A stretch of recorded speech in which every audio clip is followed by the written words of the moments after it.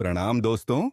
आप सुन रहे हैं दिव्या कथा, जहां हम आपको सनातन धर्म की दिव्य कथाओं और उपदेशों की यात्रा पर लेकर चलते हैं।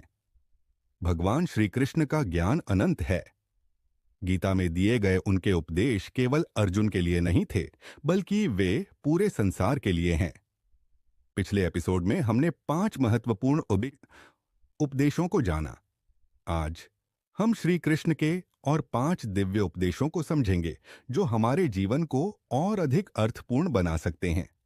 तो चलिए इस आध्यात्मिक यात्रा को आगे बढ़ाते हैं और श्री कृष्ण के अनमोल वचनों का सार समझते हैं। छठा उपदेश। आत्मा अजर अमर है, न जायते म्रियते व कदाचित, नायं भूत्वा भविता व न भूय। हे अर्जुन, आत्मा न जन्म लेती है न मरती है। यह शाश्वत, अजर अमर और अविनाशी है।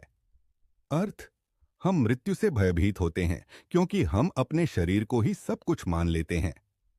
लेकिन श्री कृष्ण हमें बताते हैं कि शरीर नश्वर है, आत्मा नहीं। यह केवल एक वस्त्र की भांति शरीर बदलती है। एक बार एक राजा ने एक संत से पूछा, मृत्यु का क्या रहस्य है?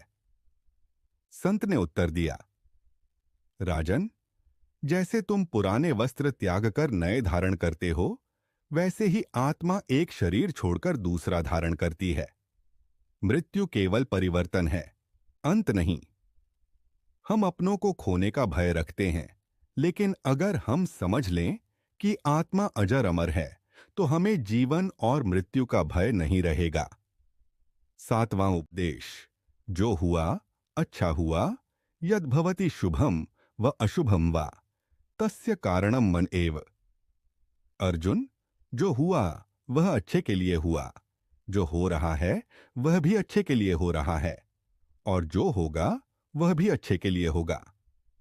अर्थ, हम अपने अतीत को लेकर दुखी होते हैं और भविष्य की चिंता करते हैं, लेकिन श्री कृष्ण हमें सिखाते हैं कि सब कुछ ईश्वर की योजना का हिस्सा है।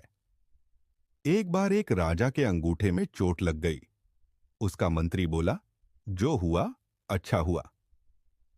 राजा ने नाराज होकर मंत्री को कारागार में डलवा दिया। कुछ समय बाद राजा शिकार पर गया और डाकुओं ने उसे पकड़ लिया। वे उसे बलि चढ़ाने वाले थे, लेकिन जब उन्होंने देखा कि उसका अंगूठा कटा हुआ है, तो उन्होंने उसे छोड़ दिया, क्योंकि अधूरे शरीर की बलि नहीं दी जाती।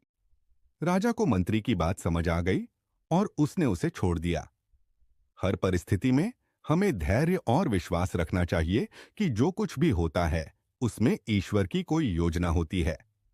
8वां उपदेश। मन को नियंत्रित करो, उद्धरेदात्मनात्मानम, नात्मानमवसादयेत।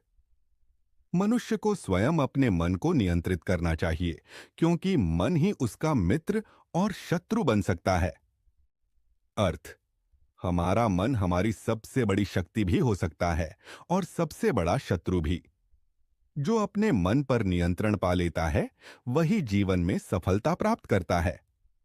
एक संत ने एक व्यक्ति को 2 घोड़ों की लगाम दी और कहा, इन्हें नियंत्रित करो, नहीं तो ये तुम्हें गिरा देंगे। जब व्यक्ति ने घोड़ों को ठीक से पकड़ा तो वे शांत हो गए। संत ने समझाया, घोड़े तुम्हारा मन है। अगर तुम इसे सही दिशा नहीं दोगे तो यह तुम्हें भटका देगा। ध्यान, योग और सकारात्मक सोच से हम अपने मन को नियंत्रित कर सकते हैं और जीवन में सफलता प्राप्त कर सकते हैं।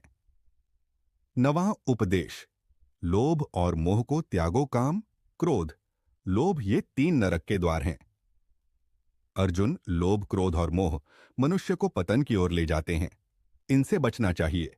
अर्थ, जो व्यक्ति इन विकारों से बच जाता है, वही जीवन में सुख और शांति प्राप्त करता है। एक लालची व्यापारी हमेशा धन संचय करता था, लेकिन कभी संतुष्ट नहीं होता था। अंत में उसकी धन संपत्ति भी व्यर्थ हो गई, क्योंकि लोभ ने उसे जीवन के सुखों से दूर कर दिया। धन और भौतिक सुखों से अधिक महत्वपूर्ण है मानसिक शांति और संतोष। 10वां उपदेश। भक्ति का मार्ग श्रेष्ठ है, सर्वधर्मान परित्यज्य मामेकम शरणम व्रज। हे अर्जुन, सब कुछ छोड़कर मेरी शरण में आओ, मैं तुम्हें मोक्ष प्रदान करूंगा। अर्थ, सच्ची भक्ति ही मुक्ति का मार्ग है। मीराबाई की भक्ति ने उन्हें हर कष्ट से मुक्त कर दिया। जब हम कठिनाइयों में हों, तो हमें भगवान पर विश्वास रखना चाहिए। तो दोस्तों, आज हमने जाना कि श्री कृष्ण के उपदेश हमारे जीवन को कैसे दिशा दे सकते हैं। आपको इनमें से कौन सा उपदेश सबसे अधिक प्रेरणादायक लगा?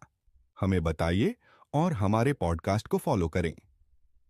अगले एपिसोड में फिर मिलेंगे, तब तक के लिए हरिओम।